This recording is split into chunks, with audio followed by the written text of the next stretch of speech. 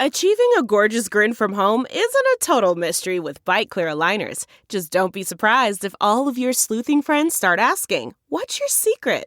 Begin by ordering your at-home impression kit today for only $14.95. Bite Clear aligners are doctor-directed and delivered to your door. Treatment costs thousands less than braces. Plus, they offer flexible financing, accept eligible insurance, and you can pay with your HSA FSA. Get 80% off your impression kit when you use code WONDERY at Byte.com. That's BYTE.com. Start your confidence journey today with Byte.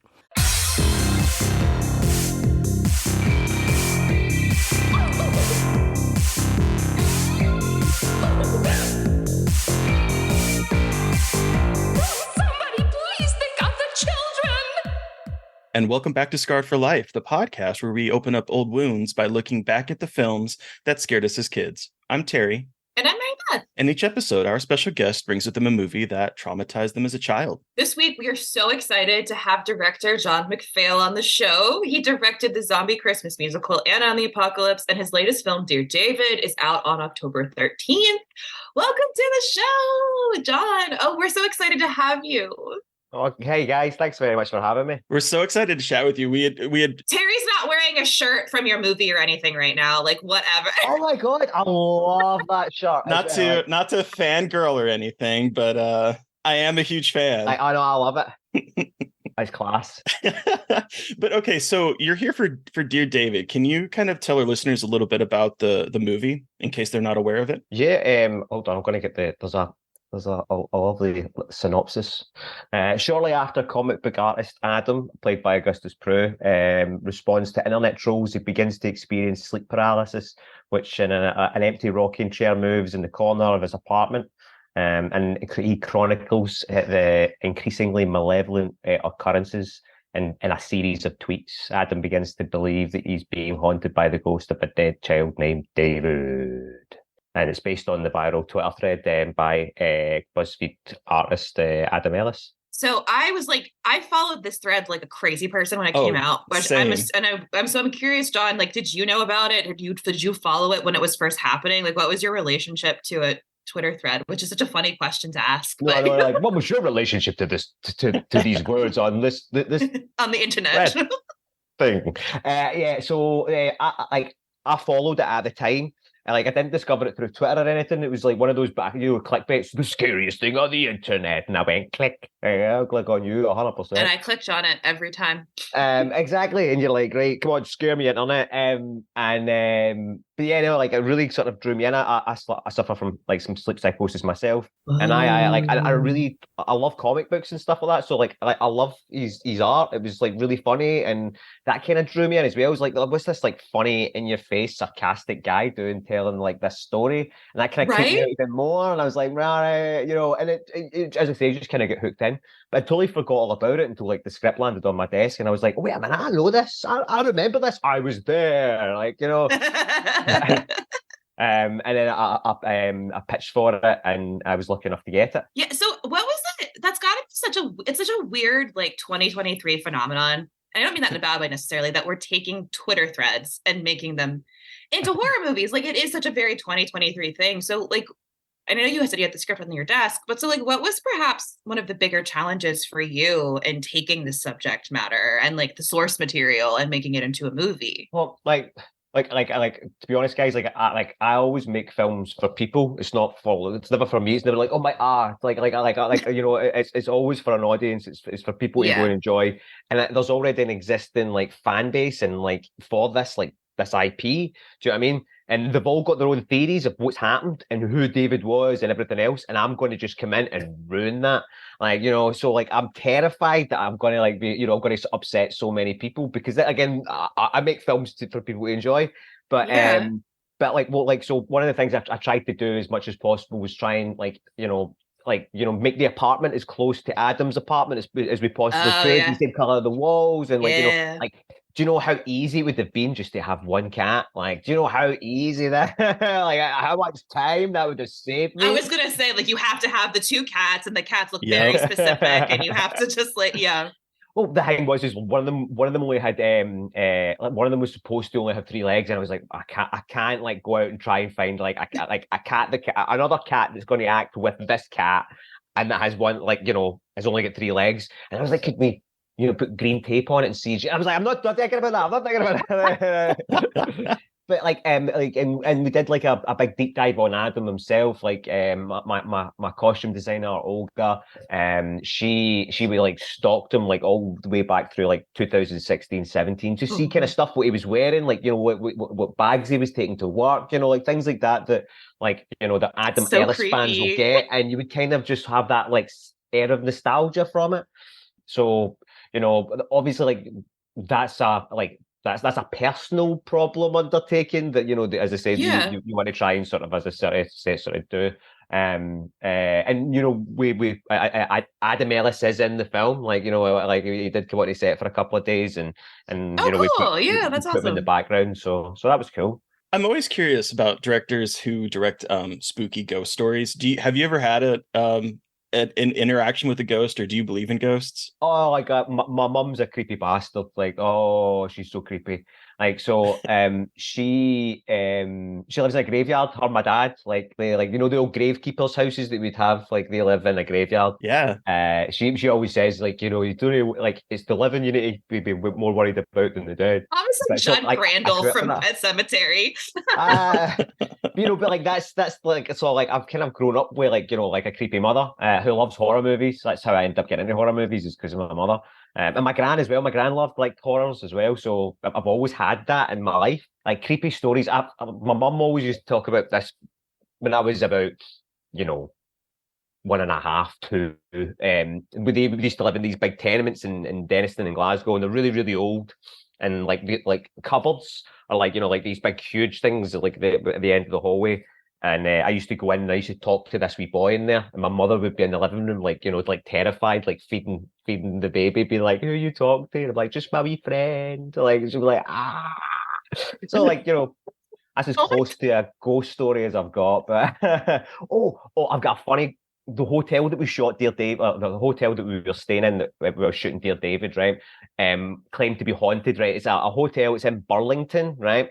I'm sure it's like, and it's down by the water. I can't remember the name of it off the top of my head, right? But it's the reason I know it's haunted is because one day I was sitting in the foyer and I was waiting for someone to come down for a meeting, and it's about 8 o'clock at night, and there's this like group of people turn up, like led by this guy with a bald patch, like a huge bald patch on his head and a cane, and he wanders in and he's pointing about, and the hotel staff are getting really upset behind the counter and stuff like that, and people are like holding the maintenance guy back, and eventually he goes up and he's like, "You can't be here," and starts shouting at the guy with the cane.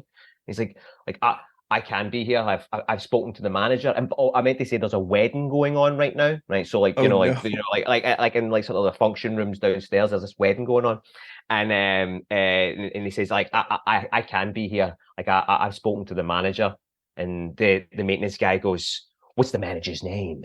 And the guy says, I don't know, I can't remember his name. He goes, see, she's a woman, right?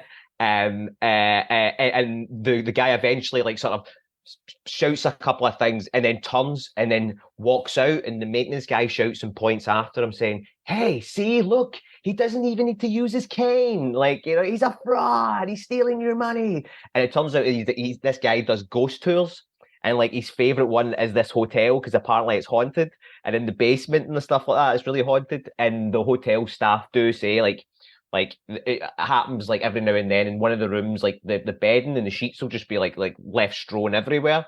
Even though it's usually been checked, it's always guests that go to check into the room and they go, there's someone here because there's stuff all over the room. Wow. I love the drama that you got to witness in the lobby of your I loved it. I was sitting there and I was like, this is like street theater. I just need some Give me my popcorn. Like go on. Like the maintenance, and like I was in that hotel for about 2.5 months, so I got to know all the staff, and the maintenance guy is quite dramatic.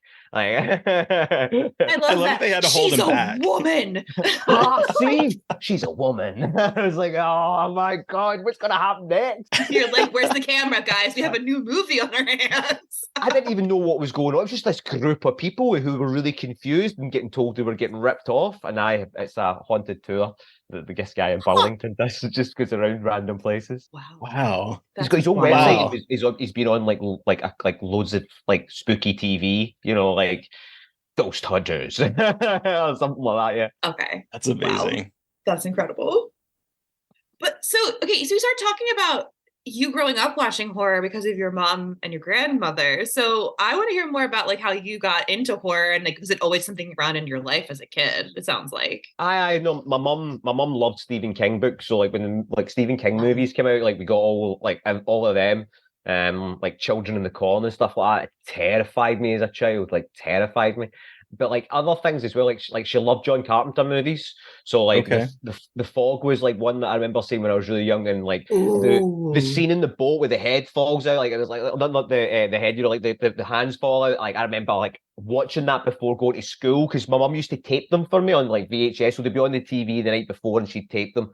And like I'd get it, and I was be sitting eating my cereal, watching the Fog like that, and then like racing home to go home and finish it.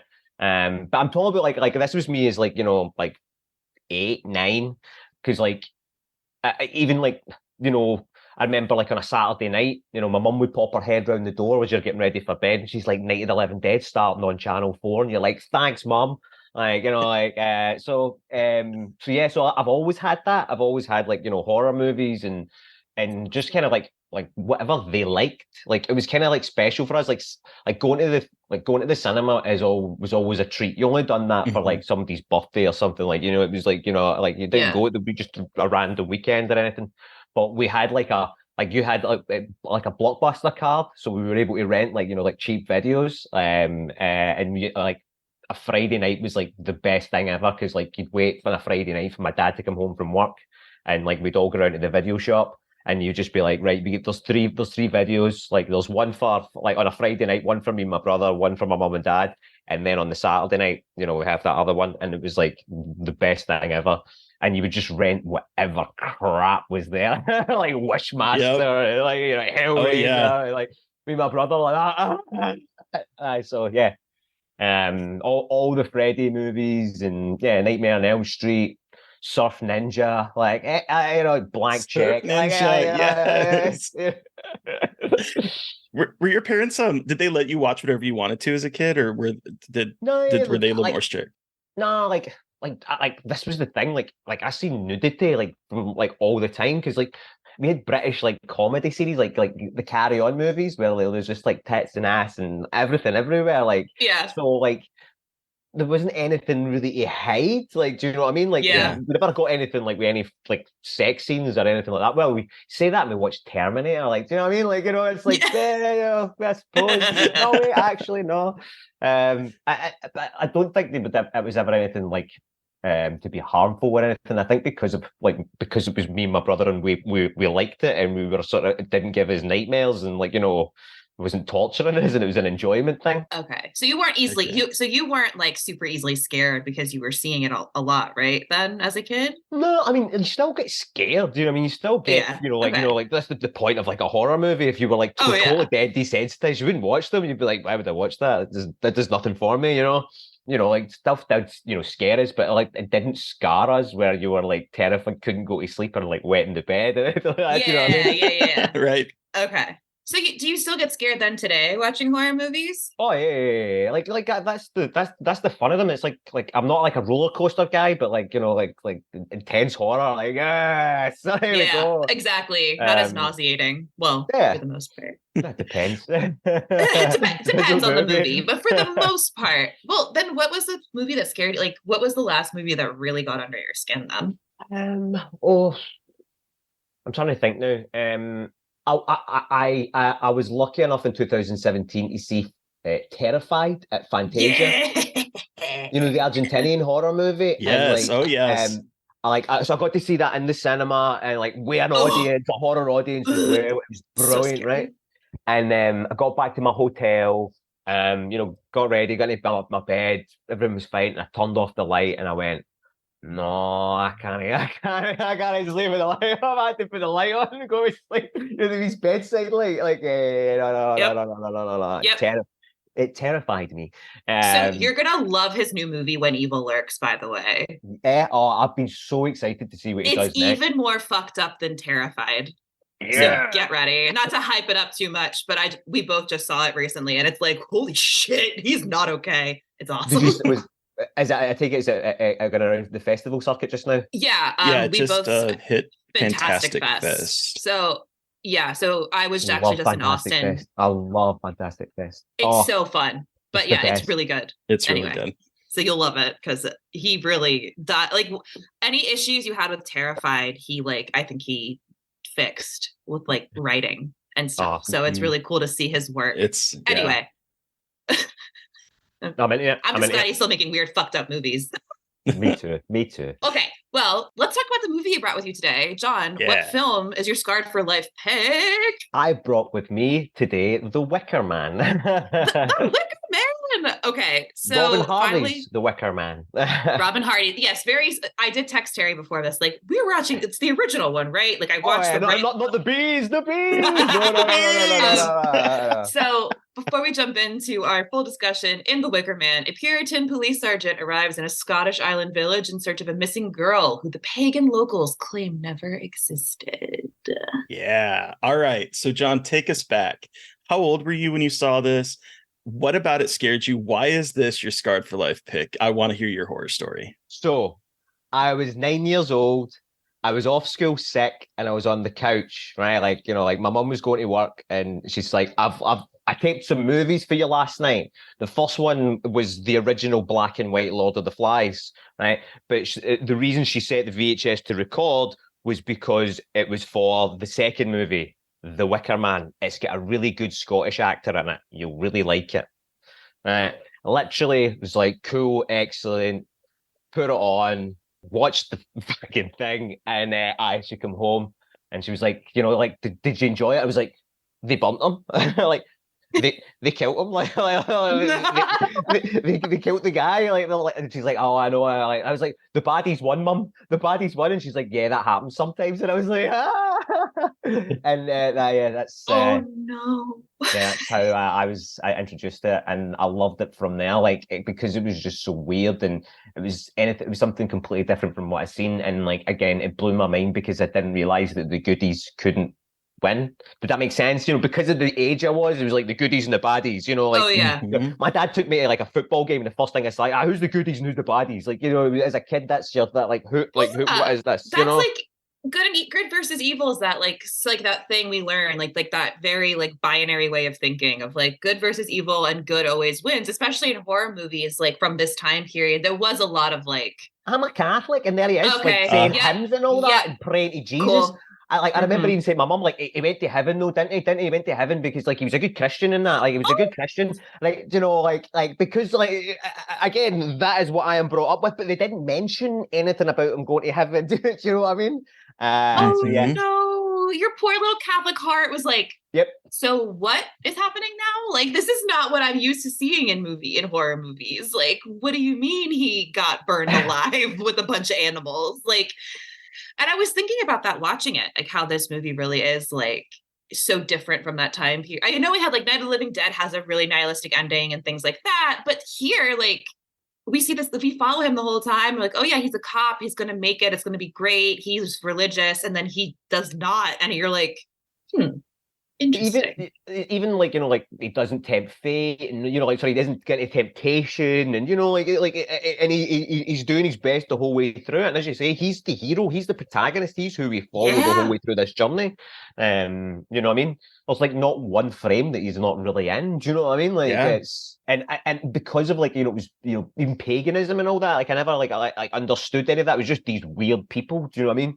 And these weird, this whole, you didn't understand the orgy people. In the field. No, all of that kind of would have just went over my head, that whole come here. Yeah.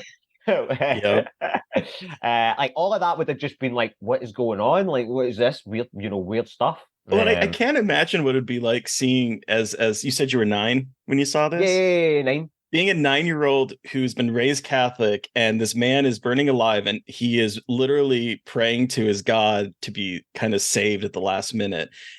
And he doesn't get saved at all. He just burns up in the Wicker Man. So I can imagine how earth-shattering that would potentially be as a 9-year-old. I know it's like, you know, as I said, like it just sort of opened my eyes to what I was going to be expecting in horror movies. Do you know what I mean? Mm-hmm. Because even just before that, again, being at school, and come on, I was a weird. No, see, I was a weird kid at school. Like, you know, like I had long hair. I had long hair from like primary school, like forever, like right all the way up to graduation. So I was like the weird kid, and I've watched Lord of the Flies, and like the fat kid with the glasses, they have just smashed with the boulder, and you're like, what the hell is going on? Like, how can this happen? Like, you know, this shouldn't happen. They're supposed to get away at the end, you know. So I suppose it started it started ruining my childhood there, and then just continued to follow through. What a fascinating concept of what a fascinating film to like really challenge your concept of good versus evil in the horror genre. Totally. But Terry, what were you going to say? I'm sorry, I didn't mean to. No, I was just curious. So you watched Lord of the Flies and then went straight into this movie when you were watching? Yeah, they just ran like obviously it was like my mum would like tape. She would just set the VHS to record and leave it on whatever channel it was. And it was Lord of the Flies and the Wicker Man. Wow, that's a 1-2 punch right there. One day we're gonna have to. I want you to program that double feature for like Alamo Draft House or something, like the John McPhail experience. Relive ruining your childhood. This was my first time actually seeing this, like the actual original one, because I saw the 2006, really? the 2006 version first, and I was like, I very ignorantly was like, there's no way the original could be that good if this was the adaptation. And I was young when I saw it. So like I had no concept of it. And I've known that was an incorrect way of thinking, obviously, but it was one of those like blind spots. Like I know what it is. I know how it goes. I know how it ends, obviously. So like, whatever. But then watching this, I'm like, what is wrong with me? Like, this is such a seminal piece of folk horror because it came out 2 years after Blood on Satan's Claw, which is like considered, I think, one of the first like folk horror movies. And this is like so incredibly 70s folk horror. And I love 70s folk horror. I love the vibes. I love the music. Like we open up in this like seaplane with these beautiful, like these weird songs that you're like, oh yeah, something terrible is about to happen. And it's just so beautifully shot. And the vibes are immediately so unpleasant and like creepy in this movie that the adaptation, the Nicolas Cage one that everyone clowns on, obviously, like the bees and him yelling and him like in a bear suit fighting a woman and like kicking the lady off the bike. Yes, and it's just like it's so fascinating how hard they missed the point with the 2006 version, and how like this movie is so quintessentially folk horror, and they missed everything that makes it so scary. I feel like I haven't watched the 2006 one in a while, but the religious aspect is not there. Like this fear of religion and like fear of God is not in it as much, I feel like, at all. Because again, the cop in the Nicolas Cage's character is not a virgin. He's not this like pious cop who is like, I love Jesus. I will like, he gets communion, because like we see the cop in this film and the original get communion, and he's so dedicated, and he's a virgin, which is one of the reasons why they wanted him. You watched the director's cut then with the extended part at the start where he's like when they see him in church and stuff like that. Yeah. So Terry, you haven't seen the 2006 movie. I have not seen the 2006 which is movie. So all I know about it is bees. That's all I know about it. I because I loved The Wicker Man that much when that film came out, like when I heard about it, I would like being young and everything. I went, I'm never watching this movie, and I haven't ever. I've never watched it. Like you, man. Like you haven't? I've only the seen the only one clips that's of seen it. Okay. Yep. I've only ever seen the clips of it, and people taking the Mickey out of it, and yeah. Cool. So basically they try to make it like a matriarchy, and there's no Lord Summer Isle.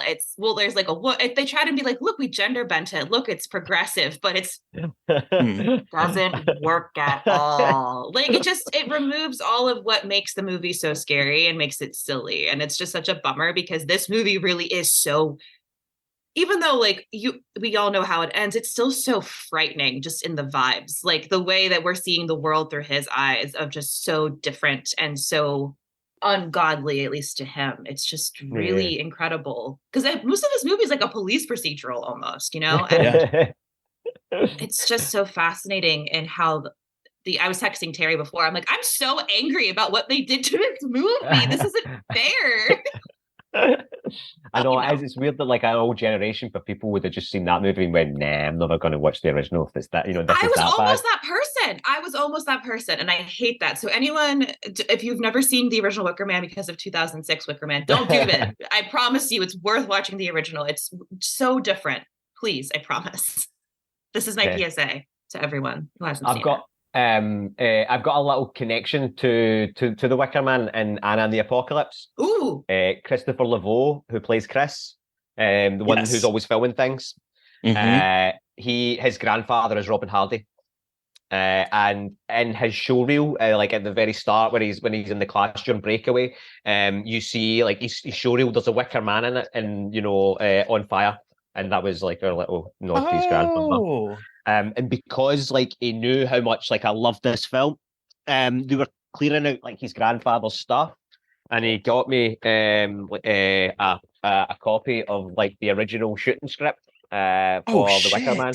So like it's oh my god, that was like that was like a real like, oh wow, this is all came full circle, that's fucking awesome. Yeah, that is so cool. I've got all his director's notes and all that on it, and it's funny because there's so much of it that was cut out and changed and stuff. Because the original film as well, I don't know if you knew about this, but there was a fire, and the original edit for the film got destroyed, and they had to go back to the other reels, or like the say that they always keep copies in a separate place, and they had to go back to get the copies and recut the whole film again. And Robin Hardy himself had said that it was never as good as what he cut first. Oh, I did not know that. I didn't That's know insane. that. Yeah. Wow. So it sounds like this film has kind of been. Do you have like a huge affinity toward it? I mean, you obviously do. Is it something that you revisit a lot, or? No, it's nothing that I'm like, that like people come round and I'm like sit down, let me make a cup of tea and put the Wicker Man on. No, it's never anything like that. It's just one of those films that I always think about when I think about my childhood, or like those, as I said, something that sort of like really scared me, and it changed my views on horror and what horror could be and stuff like that. Because obviously, like then later on, I'm finding stuff like Christine and Carrie, and like those kind of movies where it's like it isn't exactly like how you would like, because Carrie does it all goes mental on that end, and she doesn't live at the end of it after everything that's happened to her, and do you know what I mean? Like so like that kind of like almost like storytelling of good versus evil and good triumphs over evil. Just that was like the beginning of that change of realizing that there is all these other stories out there, and there are the goodies don't always win at the end. The goodies are not always. That's one of the things I enjoy about doing this podcast, is because a lot of times that movie that is someone's pick is a movie where it makes them realize that, oh, the stuff that I've been watching before is not like the thing I'm watching now. Like it's a lot of times it's a change into I mean, not adulthood, but like seeing movies in a different light. And that seems like this is kind of what it did to you too. It's like that maturity. It was like probably the first time when you saw something like Evil Dead and you went, hold on, like Evil Dead 2, and you went, hold on a minute, this is supposed to be this can be funny as well. Like this is like, or like Brain Dead, I don't know what you guys call it over there, Peter Jackson's second movie. Like, Brain Dead, Dead Alive, I think is what they call it here. That's it. Yeah, I kick ass for the Lord. Like, I fuck yeah. I will never forget my first time watching that movie and getting to that part and like, what am I watching? Oh man, the would you call it the lawnmower scene? Like the lawnmower scene. Yeah. So did you grow up in Scotland? Yeah. I live in Glasgow, so I've always grown up Scotland, Glasgow. Travelled, but like always travelled through work and stuff like that. But yeah, no, I like being here. I'm curious what it was like, because this movie takes place on an island off of Scotland, I think, isn't that correct? How was that as a kid? dealing, like seeing that, did that kind of bring it closer to home? It was because I had such like a love for movies, and I was a kind of like I was a drama kid. Like I'd done acting and stuff. Like I was never the greatest actor. Like, but like it was the only ever way to get into anything. We didn't have like mobile phones to make films on, or like Right. there wasn't that. Like the only thing about like if you liked films and things like that was to go to like sort of like I'm talking about, it was like the community thing, it didn't really like wasn't like a expensive club or anything like that you get sent to that really taught you to act. They just sort of made a play, Mm-hmm. Yeah. And so with the I can't remember. I've had just a total brain fart. What was the question there? Oh, I just that this movie takes place in on a Scottish island, and so I was wondering how that was like as a kid. And being in Scotland, like we are connected with the whole United Kingdom, and England's a lot bigger than Scotland. So like they've got a bigger like share of like the regional television and like movies and things like. So there's a lot of English sort of movies. There's more English sort of TV shows. So when you find something that's like Scottish, like sort of like Karen Gillan or like James McAvoy, you're like, yes, come on, like I can hear that Scottish voice in there. Like, so where like that's always kind of like that mentality. Like when you find somebody that's like in something that's amazing and they're Scottish. So my mum had that, like has that mentality, like, well, you need to watch it because there's a good Scottish actor in it, Right. I love that. I do want to talk about not just like the scenes with, adults having orgies, but the incredible maypole scene where he's talking about seeds and boys doing a weird dance around the maypole, and this like obviously phallic imagery, but also this sexual freedom in the movie that I think is really fascinating, and again is missing in the 2006 one, and because it's very sexless, and I feel like this movie is the opposite of that, which I think is so again, like in the 70s, having a movie that is so like sexually open, and obviously it's made to be bad through this guy's perspective, but they are the winners after all, and it is just so interesting again in the 70s, in a time where you talk about free love. It's interesting to see such a sexually free movie to all ages and genders, and it's funny again in a dark kind of fucked up sort of way that in the 2006 version that is completely removed and it's like sterilized from what this is supposed to be. I mean, because it's the pagan religion, and obviously they're obviously wanting to they're wanting to put him through like a lot. Like it's like obviously how righteous he has to be and sort of stuff like that. So even like obviously the like I grew up Catholic, and like the children talking about sex, it's singing and dancing about sex, and a man and a woman and a woman and a man and you're like the girls like dancing on with their pencils, the boys running around outside, they're just like sex, phallic symbols. It's like oh my god. As a good Catholic kid, no way. You're like, oh, that's crazy. But, because again, it felt like it was always challenging him, like, and like, and it all ties so well into the twist as well. Like, you know what I mean? Like, it makes everything so believable because they haven't ever like, hid, their paganism to him. Like, do you know what I mean? Like, it's all there for you to see. And he the prophecy that they've foretold he's done it bit by bit by bit. They've guided them a little bit. They've set the traps for him and things like that. But he has followed it through. Everything that was supposed to happen happens, if that makes sense as well. Yes, like I love horror movies that have that kind of like existential, like there was nothing you could have done to prevent it. Yep. That is so scary to me. Like that's one of the reasons why Hereditary is so terrifying to me. It's just like the inevitability of all of that. But I also love so often in horror still we see young girls are sacrifices, young girls are affected by evil, but it's an older guy. And that never happens, I feel like, in horror. So it's really, and virginity as a concept is also not often talked about with men in movies, except for as a joke, as like he's a virgin. But I just kind of am obsessed that it's an older pious man who's tricked about, and like they use again the innocence of young girls to trick him to come to the island. And I just, again, this movie is so ahead of its time, it feels like, and what it's trying to accomplish and how it's creating its fear. And I love it.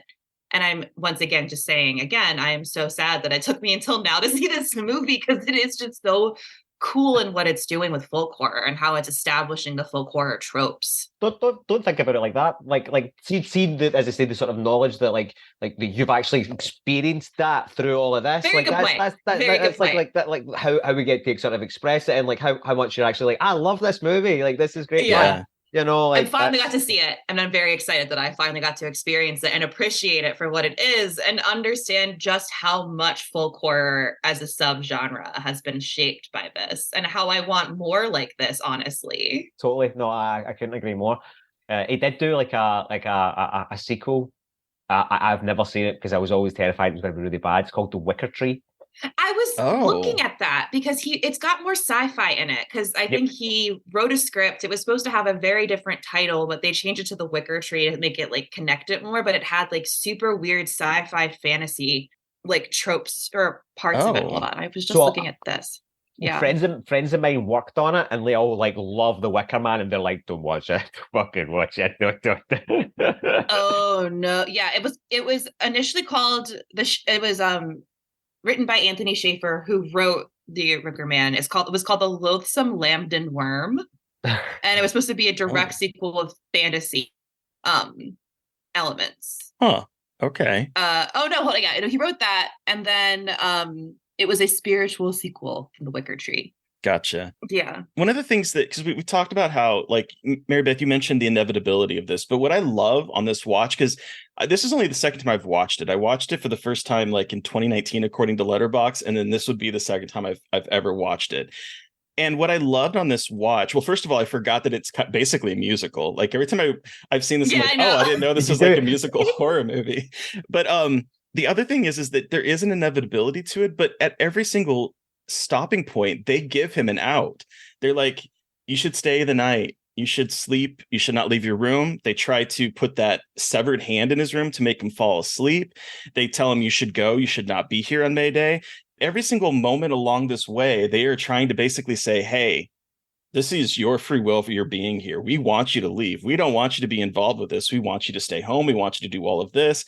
And he at every moment just keeps pushing it forward. And so I love that, yes, there is a sense of like a net tightening around him, but it's one of his own making the entire time. And I just think that is so fascinating, the way the script unfolds in that way. I know, you're so right, dude. You know, there is like literally like the landlord's daughter, like literally next door singing to him as well. And like there was sort of thinking about that as well, because they don't use her voice, so she's a Swedish like model and actress. So, and they dub her over completely through the movie. And also, I was wondering, she's when I think they do, I don't know if it was when they were doing reshoots or something, but she was pregnant. So like the whole like against the wall, the top part is her, but the lower part isn't her. They put somebody else in for that as well. So it's like this weird part to it. Yeah. Wow. This movie, the more I talk about this movie, the more I'm like, what a weird thing to exist. I know, when you're sitting there thinking like actually about that whole section, it's like, yeah, bananas. That whole scene, the first time I watched that, I was like, what is even happening at this point? Because I was not expecting this to be such a musical thing. And then we basically have her singing and writhing against the wall, and he's like, it's almost like a siren's call, right? Where he's like trying to like resist. He's like, I can't do it. I can't. But I love, on this watch, I love that push and pull of that. But the first time I watched it, I will be honest, I was like, what is even happening in this movie right now? It's so wild. Should I keep watching this movie? Should I keep watching this? Well, and like they have I love the Legend of the Green Man. I love movies that talk about the Green Man. So as the Green Man I got very What's the Green Man? Yeah, I'm not aware of this.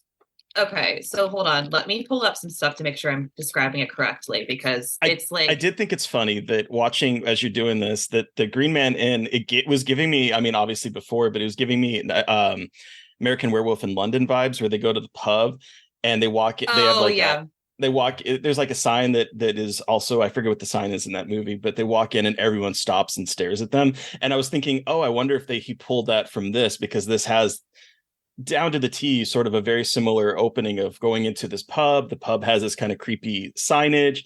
He goes inside and everyone just stops what they're doing and stares. And I don't know, I loved it. There's John Landis spoke about when he kind of came up with that, like a lot of that. It was inspired. They were shooting somewhere. I think it was it might have been in Romania or something, and they were on this a drive, and the car, I can't remember. I don't know if it broke down or something, but they were at the side of the road, and they were sitting next to like a gypsy funeral, and they were burying the coffin this way, so that they can't get vertically out.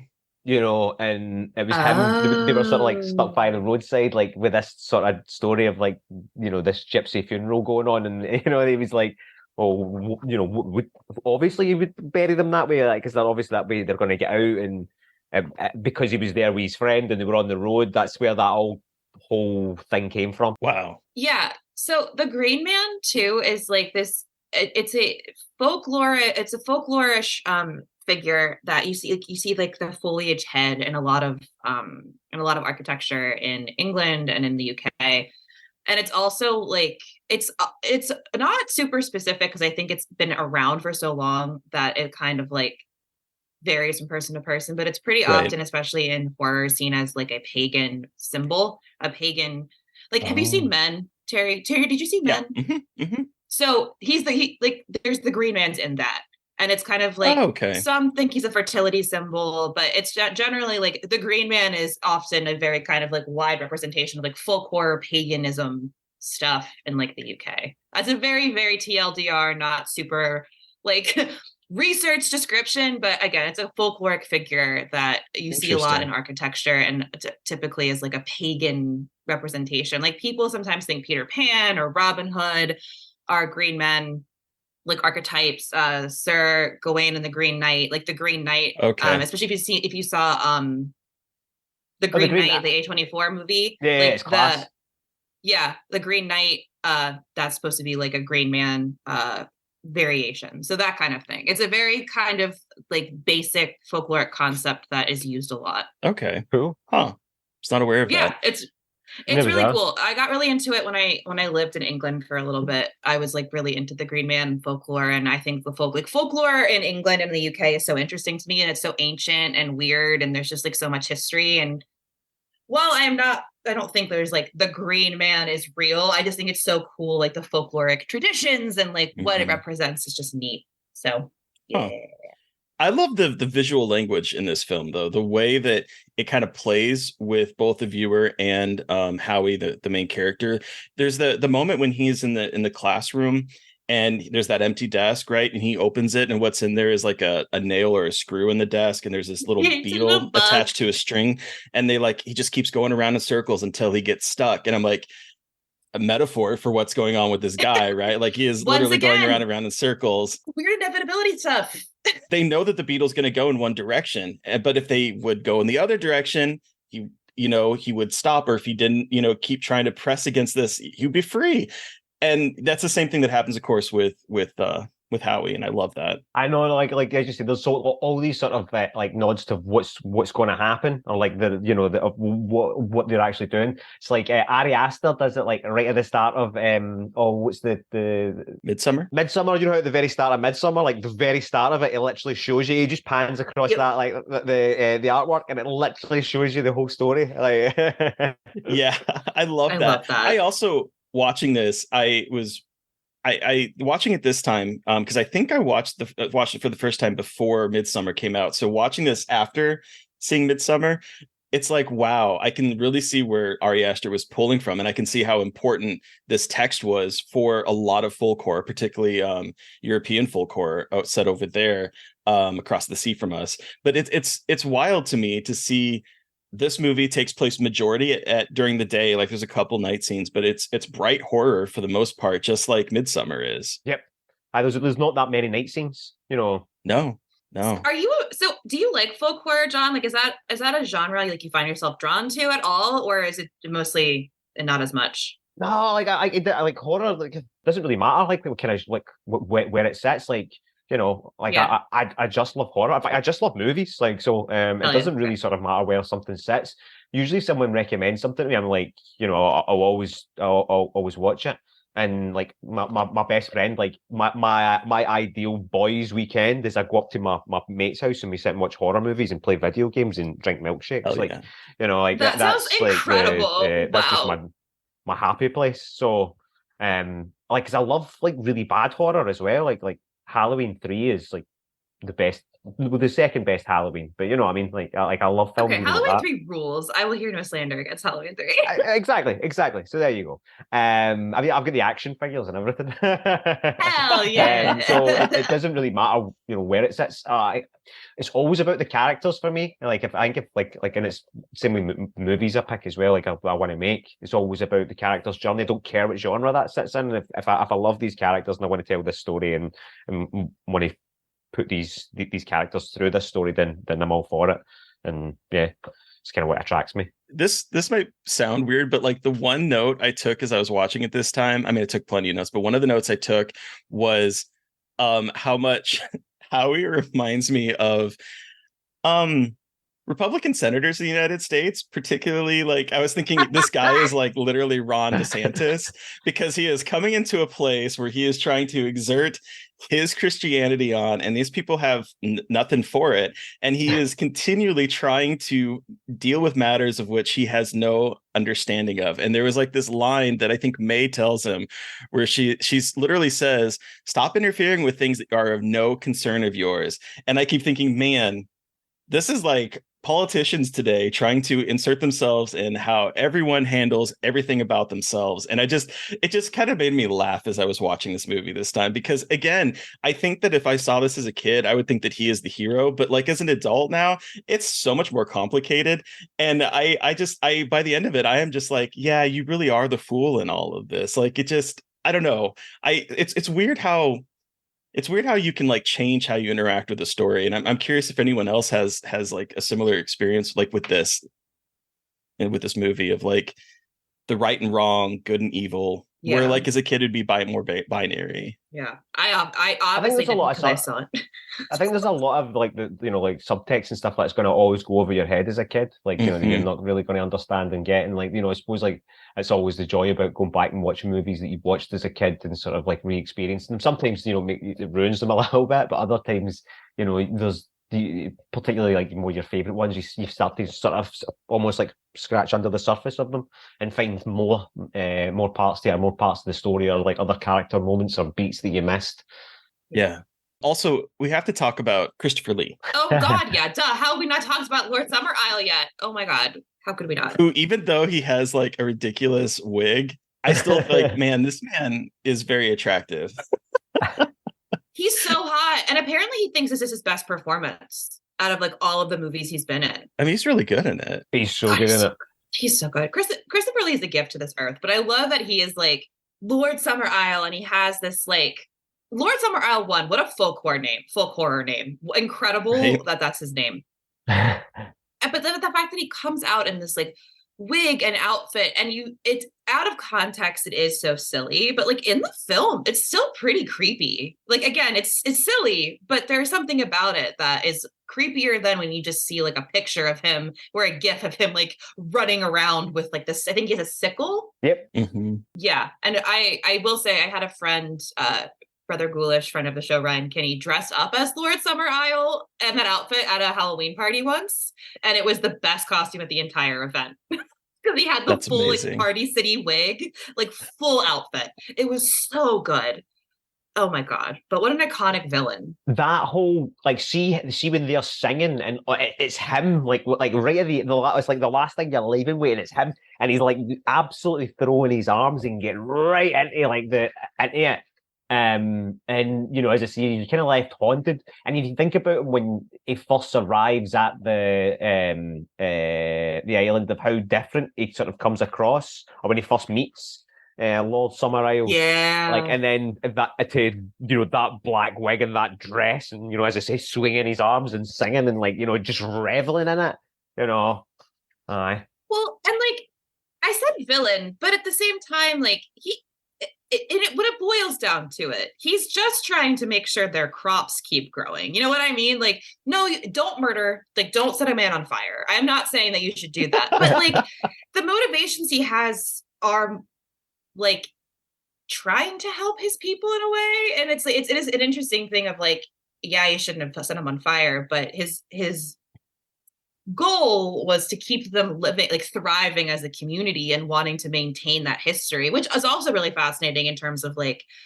continuing the past and all that stuff. But I think it's so much more complex. Again, as you get older watching it, it's like, it's not just that he's a bad guy. It's like things have to be done to keep the status quo. And like that in and of itself is a really fascinating topic of like keeping things going the way they should be through less than savory means.